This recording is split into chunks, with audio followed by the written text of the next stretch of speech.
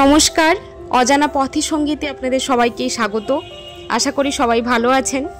তো চলুন আজকে আপনাদের বলি যে প্রতি বছর এত লক্ষ লক্ষ তীর্থযাত্রী হরিদ্বারে কেন আসেন।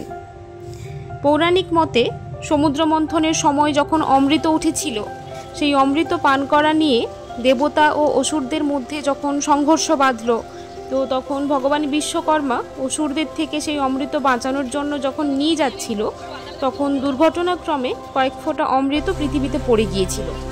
তো পৃথিবীতে যে 4 জায়গায় অমৃত পড়েছিল তার মধ্যে একটি জায়গা ছিল হরিদ্বার।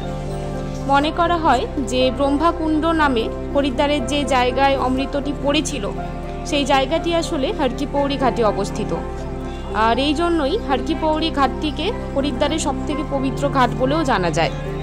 আর ঠিক এই কারণেই প্রতি বছর এত লক্ষ লক্ষ তীর্থযাত্রী হরিদ্বারে আসেন, এখানে এসে হরকি-পৌড়ি ঘাটে স্নান করে অমৃত স্নান করে মোক্ষ লাভের উদ্দেশ্যে। প্রতি 12 বছর অন্তর এখানে কুম্ভ মেলারও আয়োজন করা হয় উত্তরাখণ্ড সরকারের পক্ষ থেকে, যেখানে সারা ভারতবর্ষ থেকে অগণিত মানুষ এখানে আসেন পুণ্য স্নানের জন্য। হরিদ্বার আসার আরেকটি কারণ হলো ছোটা চারধাম যাত্রা।